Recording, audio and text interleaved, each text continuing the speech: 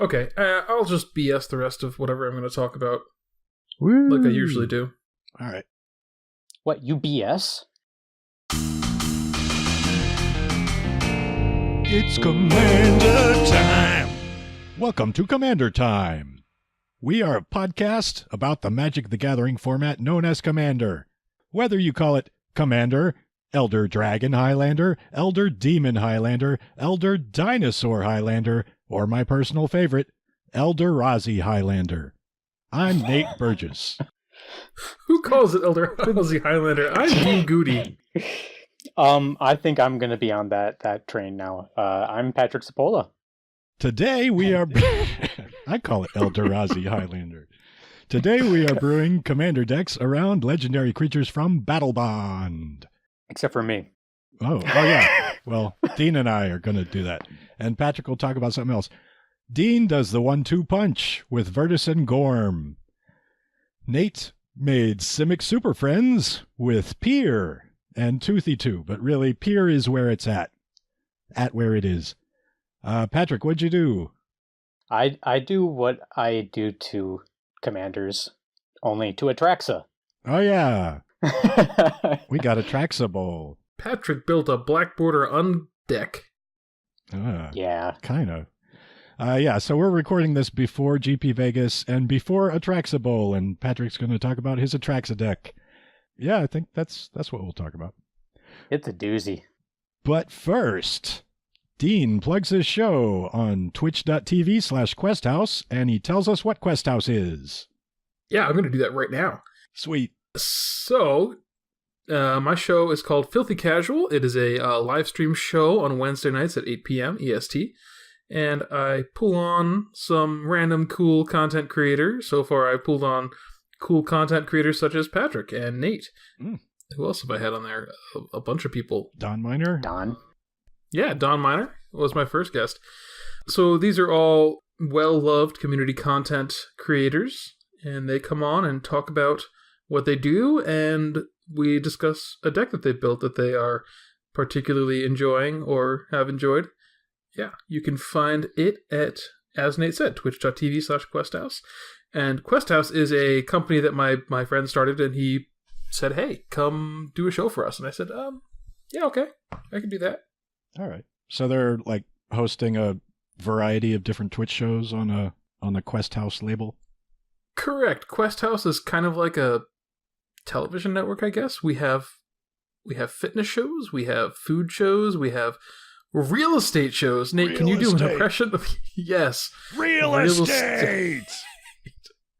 Yes. Real estate hosted by Bernard Birnbaum. That's actually the owner of Questhouse.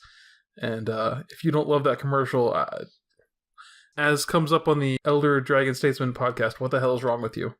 Mm-hmm. Wait, what's his name again? Bernard Birnbaum. That's a hell of a name. Yeah. He just goes by B. It's like Bob Loblaw. Next time you see him, tell him I'm jealous of his name. I will let him know. All right. Dean was also a guest on episode 7 of EDH Recast, found on your favorite podcast app and on YouTube, and at edhrecast.libsyn.com. We're also on YouTube. Yeah. Patrick, what were you on? I was on Commander Central. I talked about my Marin rat colony deck. Sweet. Yeah, and there was a bit of me lamenting the fact that Relentless Rats is not the bee's knees anymore. Oh. Well, you got something better now, right? Technically, but it's not the same. Mm. You always look back at your exes and just think, maybe if it had worked out. No? Well, you'll always have Phoenix.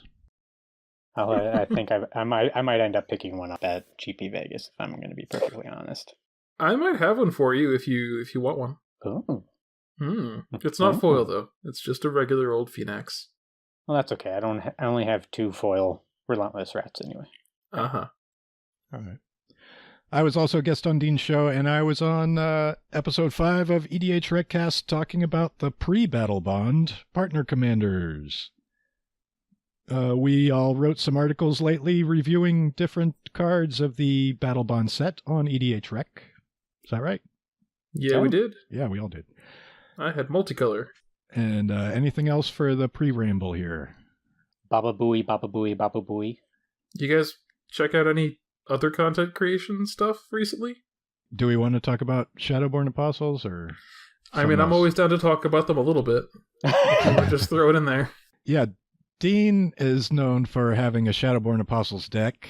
Actually, Dean and I recorded an episode of the Commander-in podcast all about Shadowborn Apostles, episode 45. And Josh Lee Kwai recently demonstrated on a Game Nights episode what happens when you get Edgewalker out there. You can cast them all for free. It's very good. And then if you have Phyrexian Altar out, it just makes you a lot of free mana. Yeah. I have seen a competitive EDH deck that I think it's Timna and Thrasios probably, but it uses Ad Nauseam and Shadowborn Apostles as a storm generator.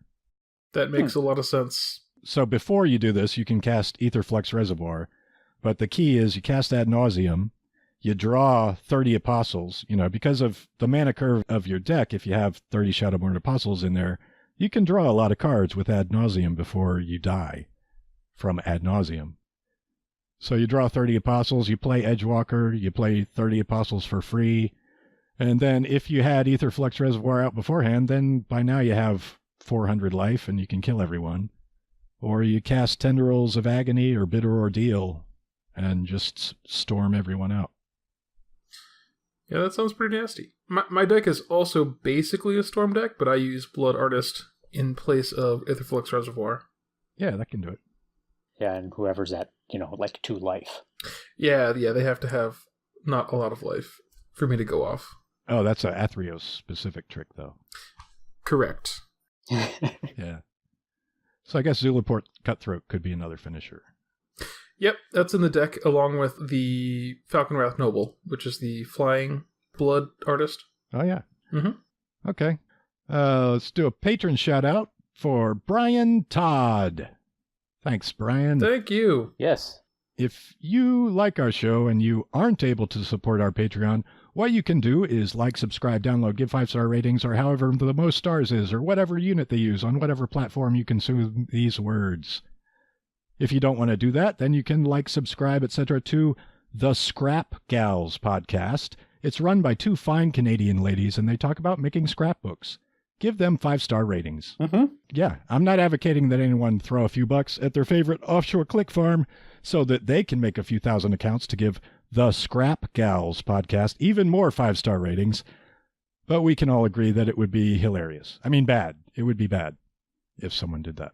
I am not making I am not hiring Russian bots to do this as we speak or anything like that. Not at all. Yeah, I am definitely not typing up a billion different little shadow accounts to upvote the Scrap Gals right now. That is not the pounding on my keyboard that you hear.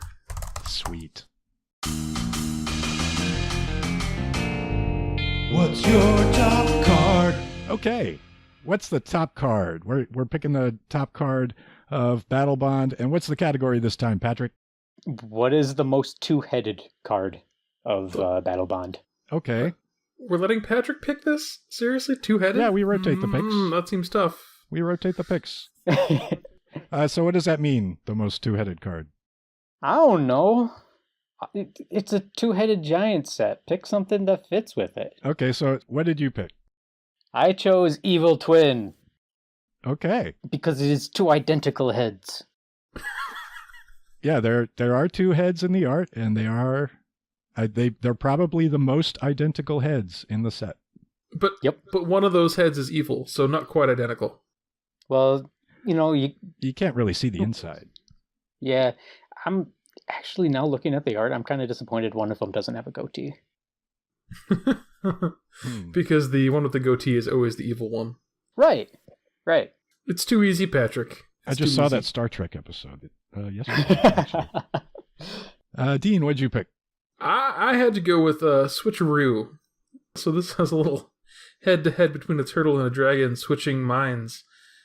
Yeah, I don't know. There's 2 heads there. This card was pretty bomb in my draft pool, so That was my pick. It's also pretty decent in Commander. You can switch a creature with your own creature, or you can swap two opponents' creatures just for kicks. And it's not until end of turn. It's a permanent switch. It is a sorcery for 4 and a blue. Yeah. Okay. So on the Art of Switcheroo, we have a dragon and maybe a turtle, like a baby turtle, but their faces are almost touching. They almost kissing. Yeah, well, Patrick optimized for the most identical heads, and Dean went for the closest in proximity. I'm going to try to optimize on both of those scales with Huddle Up, which depicts Rowan and Will Kenrith conspiring with each other. Their heads are genetically identical, but not identical in appearance, and they're pretty close together, but they're not as close as they are on Switcheroo. And it has the assist mechanic, and mentions 2 target players. Oh, dang. Shoot. Okay, I think Nate wins on this one. Yeah, I think so. Woo! Dang. Honorable mention goes to Two-Headed Giant from Dominaria, which is not actually in this set. Hey. Yeah. But there's also the lava dragon with 2 heads. Yes, and the Two-Headed Borax or something like that. I forget exactly what it's called. Yeah, I mean, I think they might have really missed a step here without having something with 2 heads in the set. Yeah, well, in the name. Yeah. Oh well. Yeah. I mean, one day Dean will be head of Wizard R&D. In some possible universe. I am. In an infinite number of universes. In one of those universes, I am Mark Rosewater. They'll call you Dino. Dingo. Dingo. Dingo. Dingo. Dingo. He eats babies. Main topic? The main topic. Oh my.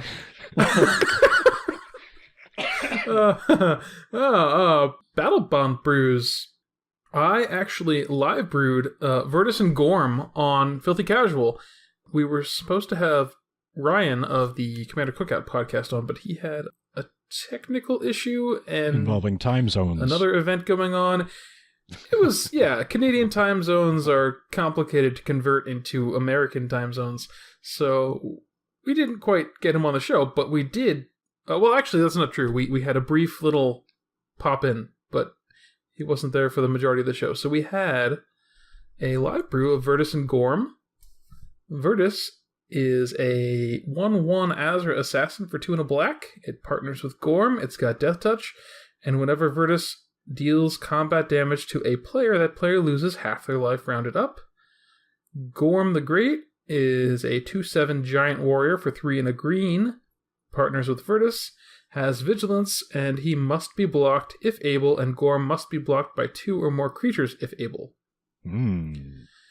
So these creatures are doing 2 very different things that synergize pretty well with each other, but it's still kind of this strange dichotomy where the deck is getting pulled into 2 sort of directions. You want cards that give evasion, and then you also want cards that give like non-evasion in the form of lore type effects, things that force blocks. Okay. So you would think that you would want like really strong stuff that just packs a punch when it hits, like Phage or the original Vraska, who makes tokens that make people lose the game when they hit an opponent. Those seem really good, but Vraska I found to be a little bit slow, and Phage is really risky. All you need is 1 opponent to be running a Living Death, and you lose the game. So I'm not running either of these in this particular brew, but if I were to run one of them, I would probably run Vraska first. She has a little bit more flexibility in her abilities. A little bit less dangerous to run, too. Yeah, she gives herself Death Touch, which is sort of on theme for the deck, and then she blows stuff up, which is always handy. So, slow, but I guess, once you get to the ultimate, it doesn't matter how slow it was, you just kind of win. So maybe that's an oversight on my part. Maybe I should actually put Vraska in here. Can try it out. Yeah. Giving Gorm Death Touch is pretty saucy. He acts as a double removal effect each turn, assuming, well, even if he doesn't survive combat, he's removed 2 creatures, which is pretty nice. I did find, though, in our games that people often had more than 2 creatures that could block, which was a little bit problematic. So you probably want to give Gorm a better lure effect where he forces more things to block. Some stuff that is good for that, or actually just straight up my favorite effect in this category, is Nemesis Mask. And it's an equipment for 3, equip 3, all creatures able to block the equipped creature do so. Huh. So just everything always blocks Gorm. Right. Grappling Hook is similar. It gives double strike, and whenever it attacks, you can have target creature block it, which is kind of nice. Do you declare that before they declare their blockers?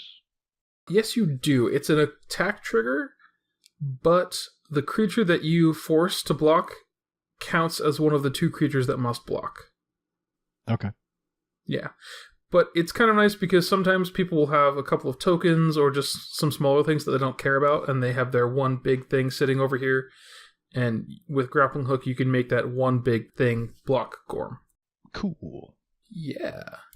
Some of the things that are really good that sort of fit into that Phage Vraska category are stuff like Scytheclaw, Graveblade Marauder, Hydra Omnivore, Raving Dead, and Guilt Feeder.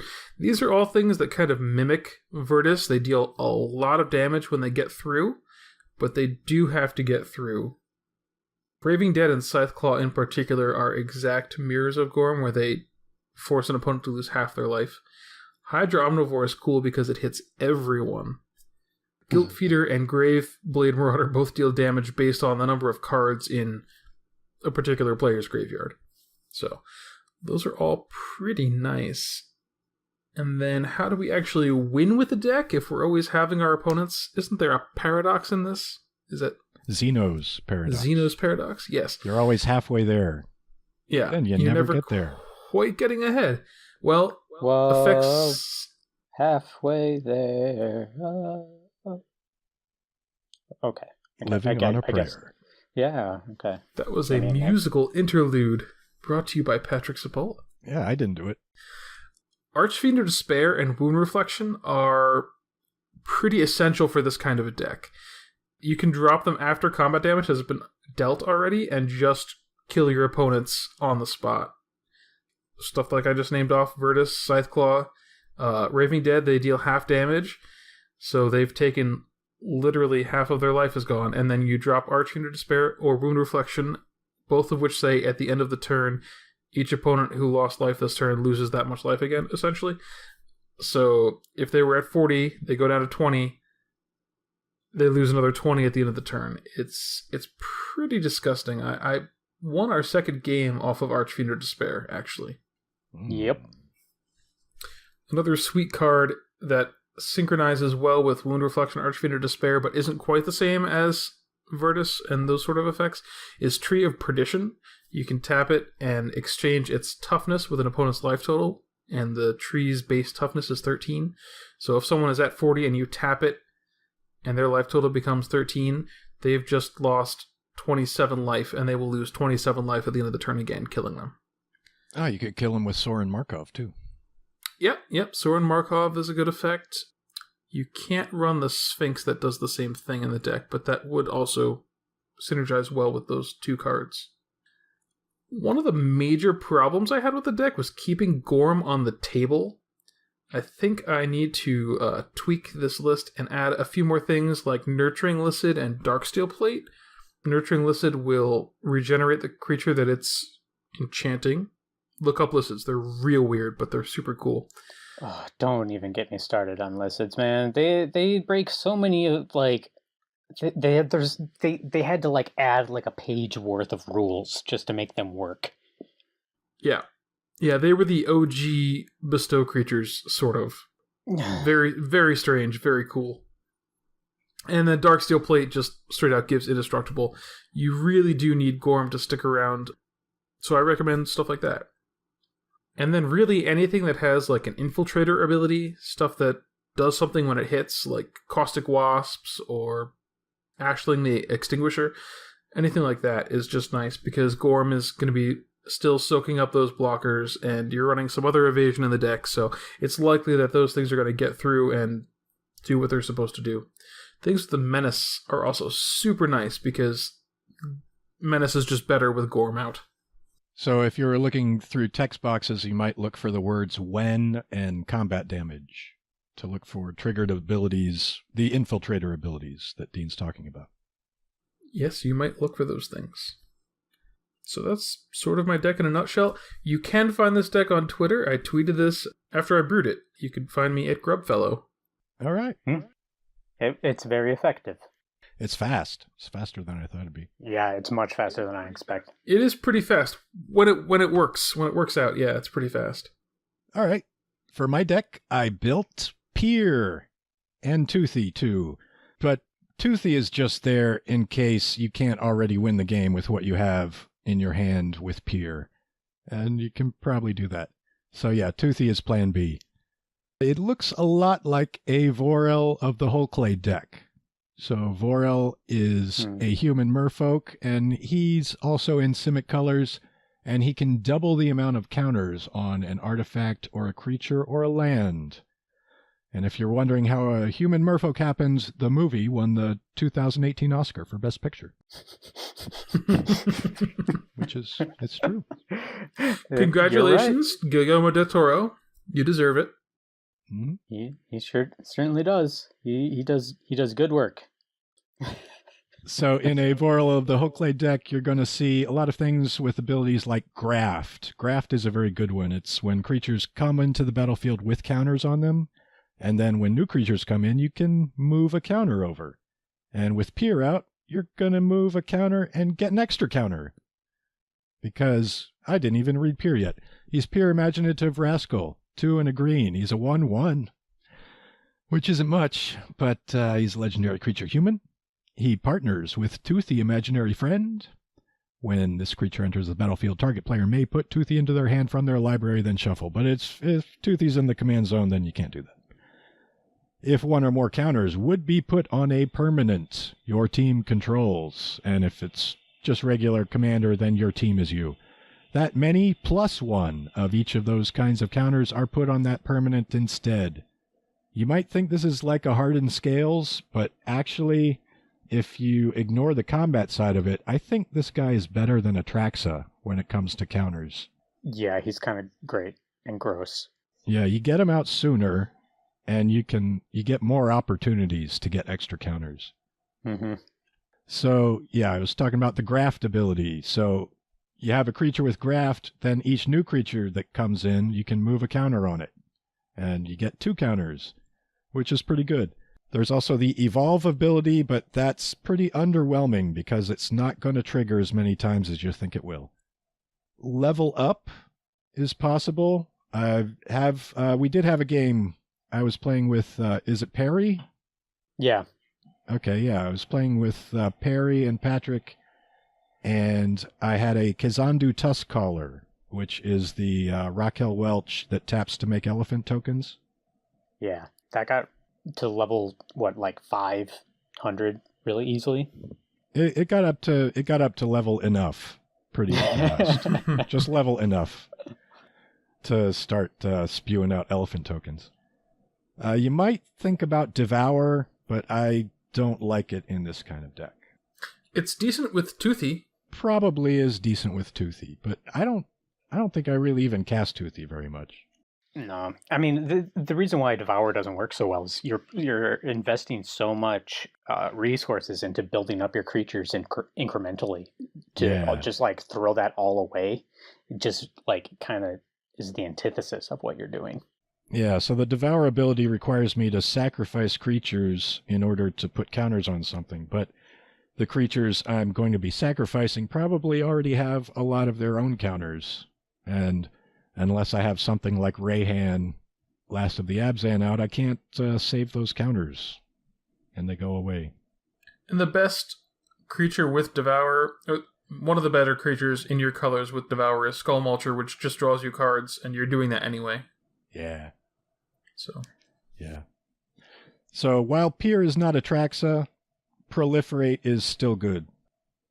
Pir affects all permanents. You can get a good start by looking at a Vorel of the Hulklade deck, but Vorel doesn't cover enchantments that have counters, like all the new sagas have counters on them, and now you can read 2 chapters at a time. That feels like cheating to me. Speed reading. Yeah, Planeswalkers, when they enter the battlefield, they get an extra counter, and when you use a plus ability, they get an extra counter for that. So that changes the math on a lot of these Planeswalkers, and I'll get into that in a bit. Toothy, on the other hand, let me read Toothy. He's Toothy Imaginary Friend, 3 and a blue. He starts out as a 1/1. He's a legendary creature illusion, partner with Pir Imaginative Rascal. Whenever you draw a card, put a +1/+1 counter on Toothy Imaginary Friend. When Toothy leaves the battlefield, doesn't say when he dies, it says when he leaves the battlefield. So if you can blink him, or you can return him back to hand, or if he gets exiled, or he dies. Or is there another way he can leave the battlefield? Well, either way, if he does, any way that he leaves the battlefield, draw a card for each +1/+1 counter on it. But not if he phases out. Oh, well, he's not leaving the battlefield. Yeah, he's just right, exactly. Right. So if you're familiar with the card Chasm Skulker, Toothy is very similar. He costs 1 more mana, and the first part of his text is the same. You draw a card and you put counters on him. The Chasm Skulker explodes into a bunch of little squids instead of drawing cards, but it's still useful, and it shows up in a lot of decks. With Toothy as one of your commanders, you could potentially get a commander damage kill by using Toothy. You might also deck yourself if you are doubling all your counters. It's possible that you might put more counters on Toothy. Yeah, Toothy's ability is not a may, it is a must. It's not. So you do draw the cards if he leaves the battlefield. Yeah. Oh my god. So if you have a lot of counter doublers and you're using them and you're not paying attention, you might get more counters on Toothy than you have cards in your deck. It might be worthwhile to run a few cards that remove counters from permanents you control as a cost, so that if you really need to, you can, in response, take all those counters off. And that's if you're not in the mood to run Laboratory Maniac. Yes, exactly. Yeah. Henry Stukenborg is somewhere right now in his car listening to this podcast and shaking his fist at you, Nate. Oh, keep both hands on the wheel, Henry. Yeah, don't crash. Yeah, this time. Or anytime? Yeah. This next section is vegetables. This is what Dana Roach calls vegetables. So Toothy, if you're running Toothy, that implies you're going to be running things like Thought Vessel and Reliquary Tower, cards that give you no maximum hand size, because you might get in a situation where you draw 26 cards. Maybe Commander Sphere, Mind Stone, the Hedrons, the Dreamstone Hedron. What's the other one, Dean? You like those? Yeah, Hedron Archive is the third one. It's Okay. Mind Stone, Hedron Archive, and Dreamstone Hedron. Yeah, so these are artifacts that tap for various amounts of mana, and you can pay various amounts of mana to sacrifice them and draw various amounts of cards. I don't know. You're in green for ramp and you're in blue for draw. Do you really need the artifacts for that effect? Yeah, I don't know. If you're looking for mana rocks to run, then those might be some of the better ones. I'd definitely run Thought Vessel, though. Those are definitely good ones. I was thinking even maybe Crufix for this deck. Again, with no max hand size, and then you get to keep all your mana, which is nice. Yeah, or Omnath, Locus of Mana. Yeah, nom. It's possible to get enough counters for commander damage, so maybe put a Rogue's Passage in there if you're going to be putting a lot of counters on Toothy. And why wouldn't you? Yeah. Absolutely. Next section, artifacts with counters. So some of the ones that show up on the Vorel of the Hulklade page. Darksteel Reactor. It's an indestructible artifact for 4, and each upkeep you put a counter on it. With Pir out, you put 2 counters on it. And if it gets 20 counters, you win the game. That's pretty good. Right along with that is the Enchantment Helix Pinnacle, which does a similar thing. It's got Yeah. Shroud. I think you have to pay mana into that, though. Yeah, you pay X to put X tower counters on it or something like that. And then if you have 100, you win. But if you pay 1, you get 2. So you could just pay X is 1, X is 1, X is 1. If you do that 50 times, you win. Oh. Yeah, okay. Umezawa's Jite. People probably know about that one. It gets counters when you do damage, and then you can take those counters whenever you want and do a various number of effects that are really annoying. And you pick the most annoying time to use them. Lux Cannon is an artifact. I used that in our game. It's an artifact for 4. You can tap it to put a charge counter on it, or maybe 2 charge counters with Pir. And if you tap it and remove 3 charge counters, you can destroy target permanent, such as a Micaeus the Unhallowed that's keeping Virtus and Gorm alive. Because that had to go. Yeah, well. Yeah. I remember trying to make Lux Cannon work in Standard when I was just starting to play Magic. It doesn't really work in Standard, but somehow it has achieved a $4 price tag. Who knew? Oracle's Vault is a recent artifact where you can pay 2 mana, you tap it, and you exile the top card of your library. And you get a counter on this thing. And maybe you can play that card that you exiled. But if you get enough counters on it, then you can tap it and play the card for free. And you don't have to spend the mana. Is that right? Yep. Okay. For more on Oracle's Vault, please read my article on Paradox Engine. Oh, yeah. smooth, Patrick. Smooth. Some other artifacts that have counters. Sadly, I don't run enough instants and sorceries in my build to use Sphinx Bone Wand or Primal Amulet. Those are all artifacts that get counters when you cast instants or sorceries. I don't run those in this deck because Pir likes permanents, and instants and sorceries are not permanents. So when you're building one of these decks, it's the same principle as Muldrotha. You want more permanents. If you have instants and sorceries in your deck and you know that there's a permanent that exists that can do the same thing, use the permanent. Then it'll be better. Do you think an instant and sorcery deck is viable with this commander? Not with these guys. I think these guys want permanents. I wonder, though, if there are enough instants and sorceries in these colors that put +1/+1 counters on creatures that you could sort of build around the Voltron with Sphinx Bone Wand as a backup. I think there are better things to do. Probably, but if you wanted to go outside of the box with these guys... Yeah. That balance seems really, really rough to strike, to be honest. Sure, it's a bit tenuous, but it could be interesting. Yeah, I'm not that interested. All right, moving on. Okay, I'll skip these other artifacts. Enchantments with benevolent counters. These are counters that you want them to be there, not the counters that you don't want them to be there, like cumulative upkeep counters. You don't want those. What? You don't want those in this deck, because then you'll get more of them. No. It's not a May ability with Pir. And that's a really, really good point. If you get a cumulative upkeep counter, you're going to get 2 of them. Yeah. So don't use those. Some enchantments I looked at but did not use. Archmage Ascension, Bread for the Hunt. You'd think Bread for the Hunt would be good, but it's a win more card in this kind of deck. Gutter Grime was tempting. And then of the sagas, there is the Mirari Conjecture and Time of Ice.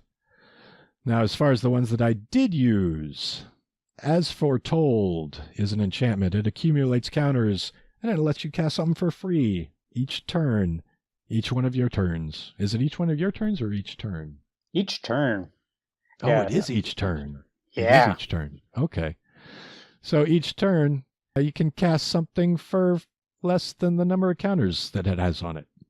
Yeah. So that's a good one. Hadana's Climb is one of the new flip enchantments that turns into a land. It puts a counter on stuff, and the land basically doubles the power and toughness of a creature, and that's pretty cool. And the saga that I did use was the Mending of Dominaria, which is if you're playing a Simic deck and it doesn't feel Golgari enough for you, then put the Mending of Dominaria in there, and you'll start recurring creatures from the graveyard, and you'll get your lands back and milling yourself, and yeah. And you'll start feeling like a true mage once again. Yeah, it feels like a Golgari card. Golgari or Golgari? I think it depends on whether or not you are running Grey Merchant of Asphodel. Right. Whether it has Gary in the deck. You know, Asphodel is an actual flower that is important in Greek mythology. It's associated with the underworld. So let's talk about some planeswalkers with Pir. So as I said before, when you cast them, they get an extra counter. And when you use a plus ability, they get an extra counter. So most of these planeswalkers in the Simic colors, they can get their ultimate at most the next turn after they're played. Some of them can even get their ultimate on the same turn they're played, because they start out with one less loyalty than their ultimate. Planeswalkers like Garruk Wildspeaker. Creatures you control get +3/+3 and gain trample until end of turn. That could be useful. Nissa Vital Force. You get an emblem. With whenever a land enters the battlefield under your control, you may draw a card. Now, Nissa won't survive if you do that the same turn. She'll have 0 loyalty. Actually, none of these 3 that I'm talking about right now. They'll all go to the graveyard immediately. But hey, if you want to pretend you have a Tatiova Benthic Druid deck, then get your Nissa ultimate out there and get the emblem. And then start playing your lands and drawing cards. They revealed some new Chinese cards for the Chinese market. And there is a planeswalker in there called Jiang Yangu. And his ultimate, he comes with he's the one with the dog token, the Mowu, the green hound. But his ultimate is until end of turn, target creature gains trample and gets +X/+X, where X is the number of lands you control. So maybe if you're doing the Toothy command damage, then that could be useful there. Okay, these next 3 planeswalkers, they can ultimate on the next turn after using a plus ability once and still survive. Freyalise Llanowar's Fury. The turn you play her, you get a Llanowar elf. But on the next turn, you draw a card for each green creature you control. Jace Cunning Castaway. The turn you play them, then if your creatures do damage, then you get to draw a card and discard a card. But on the next turn, create 2 tokens that are copies of Jace Cunning Castaway, except they're not legendary. That's hilarious. And then they all cascade into more Jace copies. Yeah, and then the next turn you get 4 more Jace. And you still have the original 3 unless they got killed. And then the next turn you get 8. And you're in doubling season colors, so you can just, really go nutso on this. Yeah, I'm not even talking about doubling season yet. Can I make a quick note about doubling season and Pir and how they differ? Sure. So, doubling season says, if an effect would put 1 or more counters on a permanent you control, it puts twice that many of those counters on that permanent instead. And Pir says that... It doesn't specify whether it's an effect that does it. Is that the technicality? Correct. Pir simply says, if 1 or more counters would be put on a permanent your team controls, that many +1 of each of those kinds of counters are put on that permanent instead. So doubling season does not count costs. Activating a Planeswalker ability is a cost. So if you activate a Planeswalker ability with doubling season out, it will not double the counters. Pir, on the other hand, is a replacement effect, and it just says... are they both replacement effects? Yes, they're both replacement effects, but Pir doesn't care about, if it's an effect or how the counter gets there. It just says, if a counter would go there, it gets an extra one. So if they're both replacement effects, can you only use one of them if you have both? No. I don't... No. Pir, I think they'll both be seen, and... Because it works similarly to if you have the... What is the giant fungus, Patrick? Corpsejack Menace? Corpsejack Menace. Yeah, if you have that out and the green enchant hardened scales, they'll both take effect. And basically you just add the extra counter from hardened scales first and then have Corpsejack Menace double it. So I think in this case you have Pir, add the extra counter, and then doubling the season doubles that to 2 counters. I'm not sure about that. I'm not 100% sure on that. We could tweet at Eli Schifrin and give everyone an answer at a later date, but I believe that's how it works. Can you ask in Judge Chat? Yeah. Yes, let's do our little stinger for asking the judges. All right. Ask the judge. We'll ask the judges. Well, Dean asks the judges, or Patrick asks the judges. Yeah, I'm popping it up right now. I will keep going. Okay, the next Planeswalker. You might have heard of this one. Mugen the Spirit Dragon. So the turn you play him, you do 3 damage to target creature or player. But on the next turn, you gain 7 life, draw 7 cards, and then you look at your hand and you pick the best 7 permanent cards, and you just put them onto the battlefield. You don't have to cast them. You just put them on the field. There they are. Permanents. Ta-da! Those 3 Planeswalkers, you can use their plus ability once, and then you ultimate, and they'll still survive. These next ones can use their plus ability once, and then ultimate the next turn, but they will not survive unless you've proliferated. They need more help. They need an extra counter to be able to survive the ultimate. So Garrick, Caller of Beasts, you get an emblem with whenever you cast a creature spell, you may search your library for a creature card, put it onto the battlefield, then shuffle your library. And I think technically, let's see, you cast the creature, then you search your library.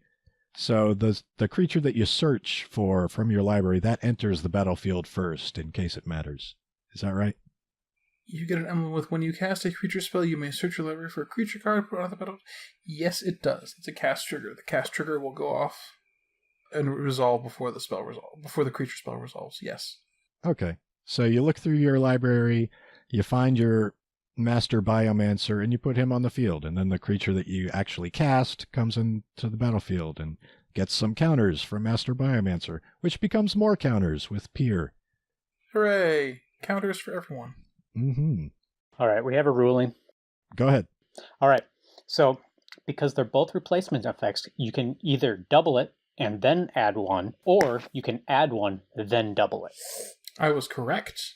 Sweet. So you would probably almost always choose to add 1 and then double it, because the doubling will double the 1. Exactly, yes. Yep. Right. Okay, thank you. Thank you, judges. The next Planeswalker is Garrick, Primal Hunter. Create a 6/6 green worm creature token for each land you control. Kaboom. Have 10 worms. Seems okay. Yeah, you had some token shenanigans going in our game, Nate, that were rather annoying. Couldn't get that's going through those 9/9 Kraken. Yeah, that's 3 more Planeswalkers down. Next one is Jace, Unraveler of Secrets. You get an emblem with whenever an opponent casts their first spell each turn, counter that spell. That's an emblem. They can't get rid of that. I think that would lead to some concessions if you did that. Notably, multiple Jace Unraveler of Secrets emblems will not stack.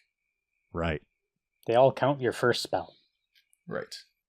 Jace, the Living Guild Pact. Each player shuffles their hand and graveyard into their library. That's cool, right? Oh, but then you draw 7 cards. They don't draw 7 cards.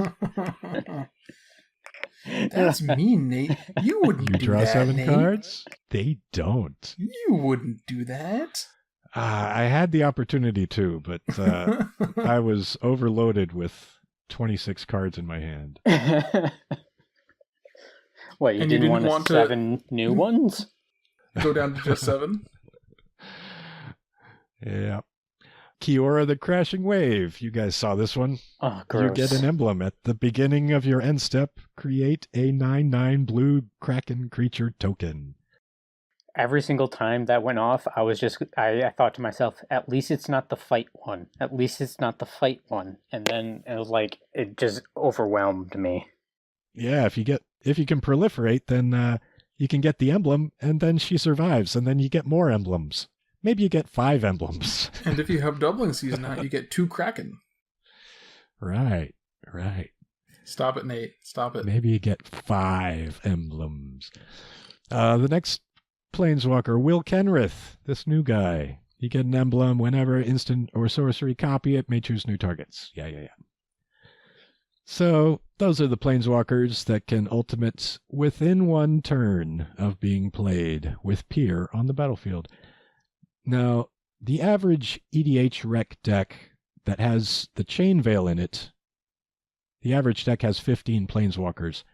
Do you think this deck is worthy with around 10? Yes. Just yes.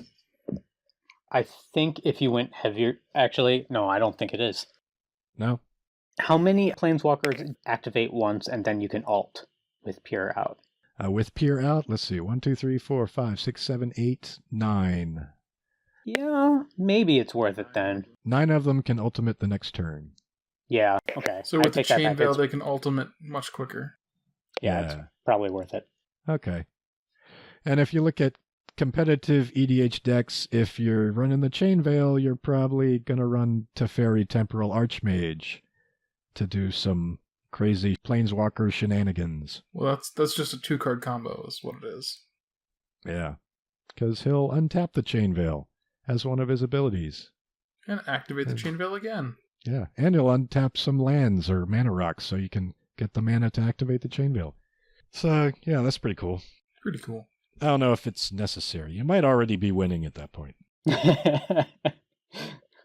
Yeah, but are you winning hard enough? That's always the question. And are you winning with style? Yeah. Did I win with style? I think you did. Yeah, I mean... You won with overwhelming advantage, Nate. Mm-hmm. I think that's it for Pir. Yeah. You know who also had to deal with a lot of counters, but in a much more...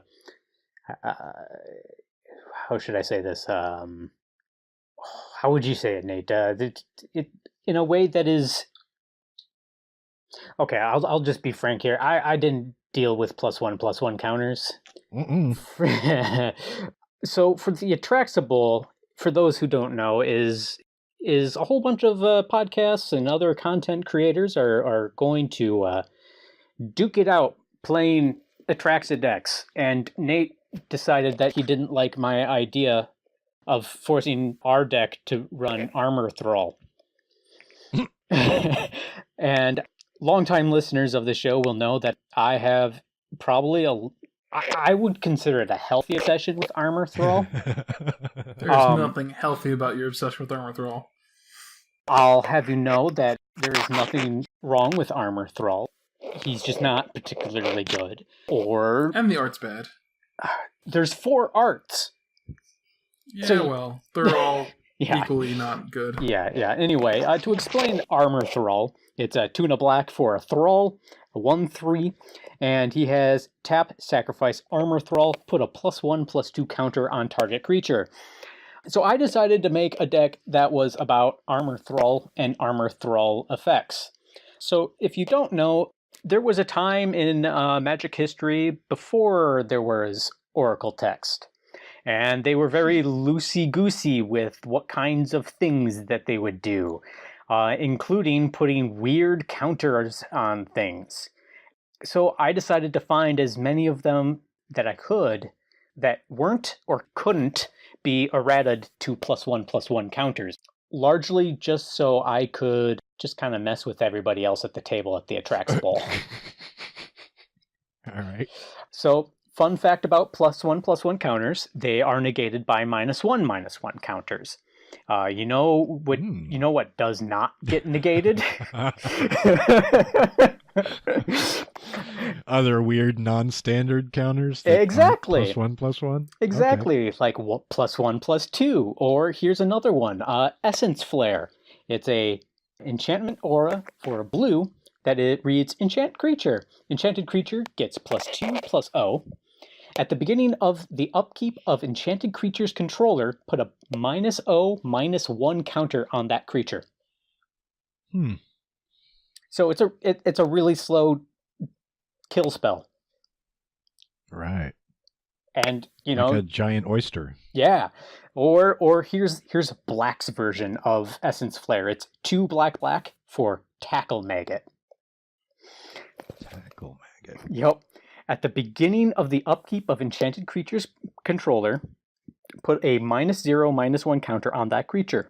When enchanted creature dies, that creature's controller chooses a creature that Tackle Maggot could enchant. If the player does, return Tackle Maggot to the battlefield under your control attached to that creature. If they don't, return Tackle Maggot to the battlefield under your control as a non-or enchantment. It loses enchant creature and gains, at the beginning of that player's upkeep, Tackle Maggot deals 1 damage to that player. Okay. I like that design space, though, where it loses enchant creature and becomes just a regular old enchantment. That's really nifty. It's kind of like a Lycid. It's kind of like a curse. Yeah. These are very weird things. Oh, there is one weird one that I didn't put in that I forgot to. So just a second, let me grab the... Oh, and by the way, the wording I just read for Tackle Maggot was the Oracle text for Tackle Maggot, because reading what Tackle Maggot does off the card is a lot of nonsense to modern day practitioners of Magic, the Gathering. So one thing that Magic did a long time ago in its early days was actually use +2/+2 counters instead of 2+1/+1 counters, or on the flip side, the -2/-2, -1/-1. And so I have one example of -2/-2 counters with Ebon Praetor, which has a some sort of priest marrying a bunny to a monkey with a unicorn. I don't know. The art is really, really weird. Anyway, it's 4 black for an Avatar Praetor. It's a 5/5. It has first strike and trample. And this is originally from Fallen Empires. So you know there's got to be a downside for a 6-mana 5/5 with first strike and trample. And it does, kind of. At the beginning of your upkeep, put a -2/-2 counter on Ebon Praetor. So yeah, that's a downside. And then it has sacrifice a creature, remove a -2/-2 counter from Ebon Praetor. If the sacrificed creature was a thrall, put a +1/+0 counter on Ebon Praetor. Activate this ability only during your upkeep and only once each turn. Okay. So is the guy in the sombrero the Ebon Praetor? I think so. It's either that or... It's really... The art is really confusing, isn't it? I think the bunny is what really throws it off. Yeah, there's like no... And there's like a creature from the Black Lagoon, but with a real long like tail. Yeah, I don't know what's going on with the art at all. But I can tell you that most people also don't know what's going on with the card either, because it is just straight weird.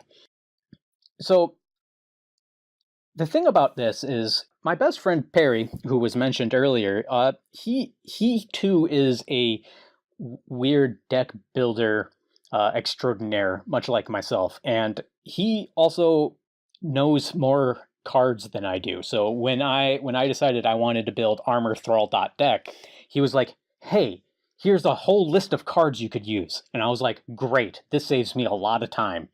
And so the first thing he showed me was Fate Transfer, which is a common from Mirrodin? Lorwyn? Shadowmoor. 1 and a Dimir. For an instant, move all counters from target creature to another target creature. Okay. Now I can take those -2/-2 counters and move them onto other creatures. How great is that? Brilliant. And just brilliant. Okay, and since it costs 2 mana and it is an instant, I can put it under Isochron Scepter. All right. So that means I can just do it over and over again, right? Yep. Yep. And my goal here is to get Fate Transfer under Isochron Scepter, have Atraxa out so I can proliferate those weird counters onto other creatures doing weird things, get something like Pir, who is also in my deck, out there, and then I get to put more of those weird counters on things that people cannot take off or cancel out with other counters, because who else is running, +2/+2 counters? Nobody else, just me. We'll see. 3 or more card combo? Well, it gets weirder than that. Oh, tell me more. So probably the king weird of weird counters is this reserved list card, Frankenstein's Monster. It's X black for a zombie. It's an 0/1, and it reads, as Frankenstein's Monster enters the battlefield, exile X creature cards from your graveyard. If you can't, put Frankenstein's Monsters into its owner's graveyard instead of onto the battlefield. For each creature card exiled this way, Frankenstein's Monster enters the battlefield with a +2/+0, +1/+1, or +0/+2 counter on it. Do they all have to be the same type? No. It's a smorgasbord. So, unfortunately, there is +1/+1 counters here, but for me actually playing this deck, I'm, for all intents and purposes, never going to choose +1/+1, because why would you? Yeah. That's, like, way too reasonable. And I'll agree with that. yeah, I mean, and with Atraxa, the +2/+0 and the 0/+2 counters are just going to get me more bang for the buck for the most part. All right. Some weird things can happen now that I'm putting several different kinds of counters on one permanent and such. So the way Proliferate works is that you choose each permanent, and then for each permanent you choose, or like for each target you choose, it doesn't have to be a permanent because it can be a permanent or a player, but for each instance you choose one counter that they have, and then you add an additional one. So if a player has energy counters and poison counters, you can choose the player, and you can only choose poison or energy counters. Okay.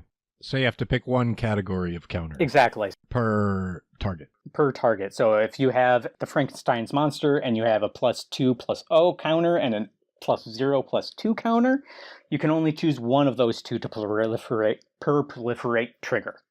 Which do you choose? It depends on the situation.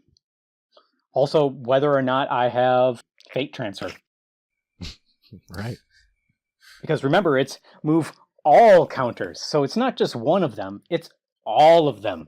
So you can move the whole shebang right on over. It's pretty intense. I have a fun little anecdote about Fate Transfer. When I first started playing Magic, I had some casual, 40, 60 card decks that I played with my college roommate, and I tried to move the vanishing counters off of the time counters off of my Waning Worm onto one of his creatures, thinking that, moving those time counters over would give that creature vanishing. But in fact, it took all the counters off of my worm, killing it, and put 2 time counters on his creature, which didn't have vanishing and did not gain vanishing, and then those counters just hung out there, and I had no worm, and he had a creature with some counters on it. Time counters. Yep, time counters. You can do a lot of wacky things with counters. But you can't give vanishing. No. Or fading. Nope. Or suspend. Yep. No. So there's a couple of things while building this deck that made me really sad. So one of the stipulations of the AtraxaBowl is that it is budgeted. Well, I guess that's probably a good idea considering the amount of people who have ended up building decks, and a good way to just keep the power level generally together. Fortunately for me, Armor Thrall is only like 15 cents, and the only reason why it's 15 cents is because it's from Fallen Empires, and who the heck has Fallen Empire commons anymore? Not many people.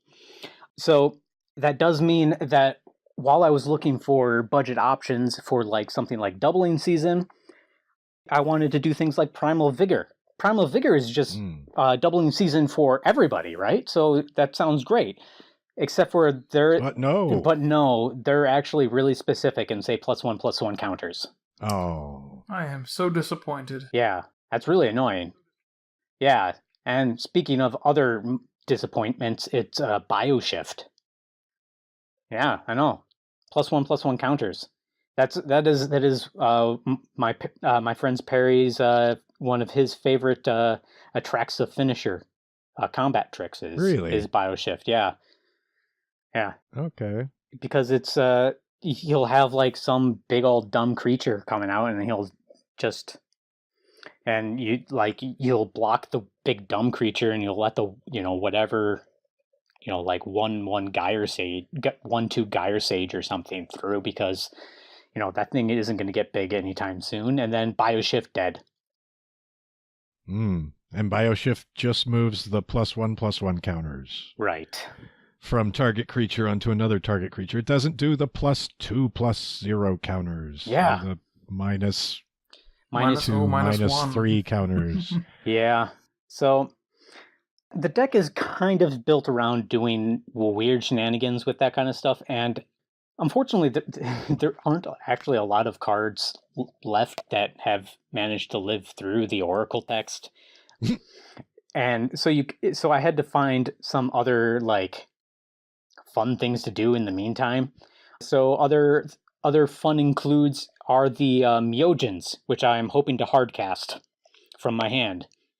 Like Mugen of Cleansing Fire, 5 white for a legendary creature spirit. 4/6. Mugen of Cleansing Fire enters the battlefield with a divinity counter on it if you cast it from your hand. Mugen of Cleansing Fire has indestructible as long as it has a divinity counter on it. Remove a divinity counter from Mugen of Cleansing Fire, destroy all other creatures. Well, you can proliferate divinity counters all day, and you can always just remove them. Yep. Yep. That's a thing you can do. You can just keep doing it. And you can Isn't there a new card that lets you put divinity counters in enchantment? It lets you put divinity Kindred counters Boon. and give those things... Kindred that's the Boon. one. Yeah, unfortunately, you have to choose...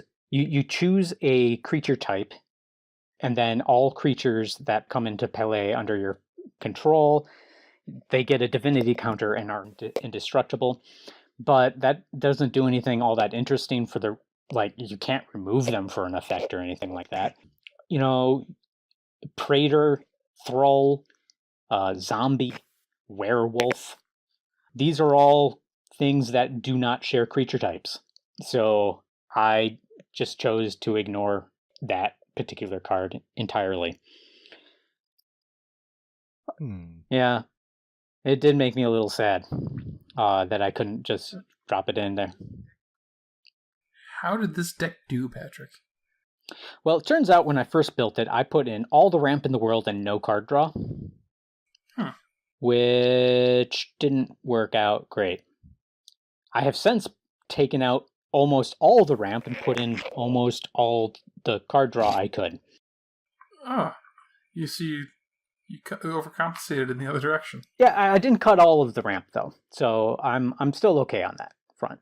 Just Good. I'm just I'm not running like 16 pieces of ramp for no particular reason. And for no particular reason, I mean not because I couldn't think of something else to slam into the deck.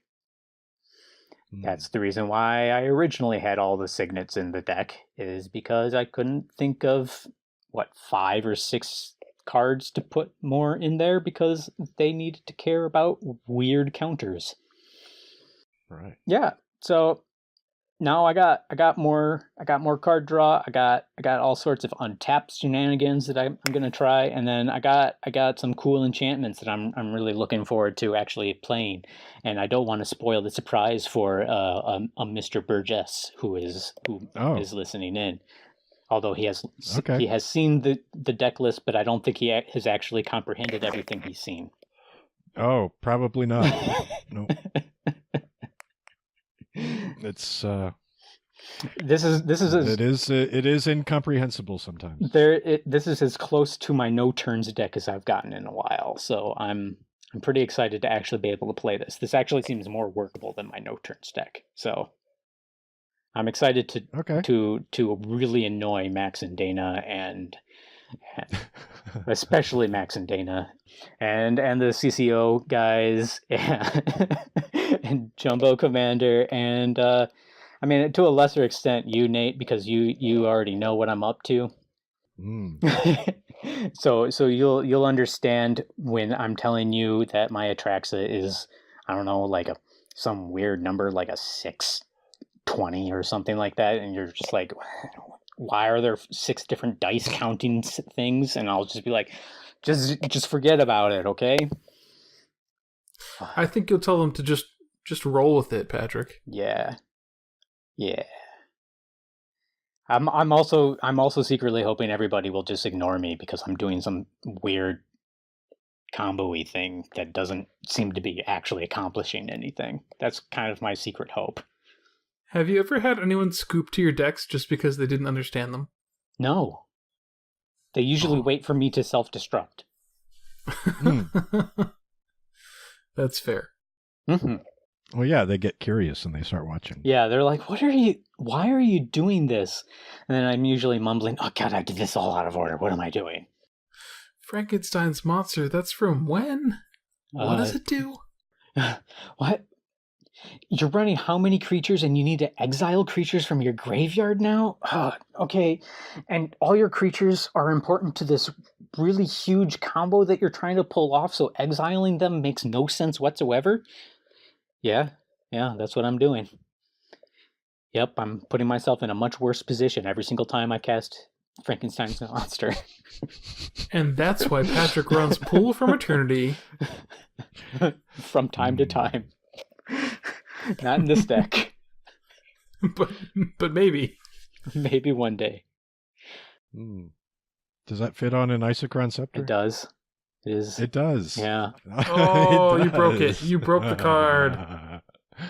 All right. Oh no, what am I going to cut for it now? No, it's fine. It's fine. It'll be okay. It'll be okay. Rift Sweeper is also probably decent in that deck if you're exiling stuff. Yeah. Yeah, you're not wrong. You're not wrong. Our last game? Yeah. In which Patrick learns he needs card draw in his deck. Who knew? Jimmy and Josh were always telling you. Our last game. All right, we played a few games. I do want to mention Patrick and I played with his friend Perry. I do want to call out his Sasuke, Son of Seshiro deck, which was a deck where all the cards started with the letter S. And included every single double S or triple S worded thing that he could possibly fit in there. He was running all snow-covered forests, and he was continuously trying to say snow-covered swamp, because that's what he really would have wanted if he could have, but that's not legal. That is the Johnniest deck that has ever been conceived. You may consider me a Johnny, but he's actually more of a Johnny than I am. I can see why you get along well. Yeah, he's my best friend for a reason. Mm-hmm. And now Nate knows why. All right, so Dean and I and Patrick, let's see. Patrick played his AtraxaBowl deck, Dean played Virtus and Gorm, and I played Pir Toothy the first game, and that kind of exploded. Yeah, you got a pretty solid lock on Gorm with your Kiora, which was really annoying because I had Death Touch on Gorm, and I was really trying to get rid of some of your stuff, but I couldn't because Gorm couldn't deal any of his Death Touch damage. Yeah, early on I had a lock with 3 creatures and a Vigor, so I could block everything Dean had and it would have survived. But then Dean got rid of the Vigor, and I got Kiora the Crashing Wave out. And I got her emblem out, and I started making Krakens. Yep. And I made more Krakens. And I made more emblems. And I had, as foretold, up to 21. And no cards in hand. Oh, it feels pretty good to cast that island for no mana with As Foretold, doesn't it? Yeah, it wasn't until much later that I put Helm of the Host onto Atraxa that I started actually being able to claw back a little bit. But it was far, far too late to actually do anything. Yeah, Nate was the value master of that game, and he just ended up crushing us. Yep, so I switched to different decks for the next games. And in game 2, Virtus and Gorm killed us quickly. It was fast. Yeah, Virtus and Gorm were surprisingly good. I killed Nate first, I believe, and then I hit Patrick with Virtus and dropped the Archfiend of Despair, which killed him on the spot. Maybe it was the other way around. Maybe I killed Patrick first and then I smashed Nate. I don't remember. Yeah, you killed me first. I ran out of cards in my hand again, and I just kind of sat there befuddled with myself, trying to go through my head. What card draws do I have? And the answer is none. Not enough. Not enough. I think I had like one. You should run Toothy in that deck, Patrick. No. That would be useful. You're already running Pir. And it uses regular counters. Yeah, exactly. What do you? I mean, listen. I do have Mindless Automaton in there, and that does do +1/+1 counters. But it's also just kind of a weird card, so I'm kind of giving it a pass, and it's not wholly like fully tuned or anything like that for a deck like this. And I figure most people are just going to let me have a Mindless Automaton for the most part. Sure. It's a shame that Toothy doesn't let you draw a card for each counter on him. It specifies +1/+1 counter. Otherwise, he would be in there. Yep. Game 3, Patrick switched to Galta. I switched to Nath of the Gilt Leaf. I was able to get Parallel Lives, Painful Quandary, and Eldrazi Monument on the field all at the same time, but they were all systematically removed. In the wrong order. Oh, well, it didn't matter. They all went away. No, I had Omnath out, and then I played Rishkard's Expertise, so I had like 20 cards in hand. So when I was just getting rid of things, it didn't actually matter which way I put it, because I had to discard. I was just discarding cards willy-nilly.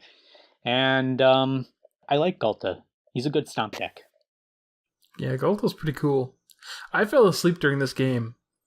But somehow I still managed to tree a Perdition Nate to death. That explains a lot, actually. I didn't realize that. Huh. Okay. Yeah, it was late. You didn't realize? I didn't realize you had fallen asleep. No. A couple of times I was just like, "Oh, it's my turn." Yeah, it was late for me. Yeah, there were some pauses. Yeah, I drank. Yeah, those were sleep pauses. I drank coffee tonight, so I'm here with you. All right. Do we have a pets update? Sure. The pets update. So, as of late, my girlfriend Rebecca has taken a liking to the Starbucks Nitro Brew, cold brew. I don't think that Rebecca counts as a pet, Patrick. No, she doesn't. But we do together own Talon. So it isn't just her, but the thing is that on the weekends we will travel out to a Starbucks for the Nitro Cold Brew, and go through the drive-through. And on occasion, the barista will give Talon a puppuccino, a little cup full of whipped cream, and now he makes the assumption that all drive-throughs will give him whipped cream. And he stares very intently at every single one that we go to, and is just like, why don't I have whipped cream in my face right now? And then he kind of watches as we drive past, and he's just like, but we're missing something. It's like, sorry, this is a drop-off dry cleaning place. This isn't a place that has whipped cream for you. And he's inconsolable. You know what, Patrick? You should just start asking all those places, "Hey, and can I get some whipped cream for my dog?" and just see what they say. Yeah, or you'll keep a ready whip in the glove compartment. Oh, man. I wonder if you would be surprised how many places would just be like, sure, here's some whipped cream for your dog. At the dry cleaning place or something. It's like, oh, I didn't realize that dry cleaning required whipped cream. You know, they use a lot of unusual substances to clean out your stains and stuff. Yeah, I wouldn't do that. No. Visit us at patreon.com/commandertime. You can find me on Twitter at Grubfellow. At Detective Yarmits. At Mr. Plorg. Ladies and gentlemen, a brief song by Virtus and Gorm.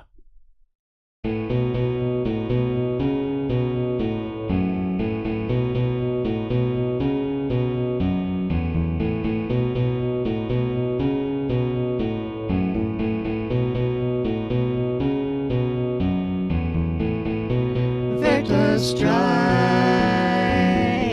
like a quiet spike. Just a 1-1, but you're gonna lose half your life. Gorm, my friend, he will defend. You got 2 blockers, but I'll shank you anyway. Every combat we both charge into the zone. I'm not fighting by myself. No, it's 2 fists to your nose.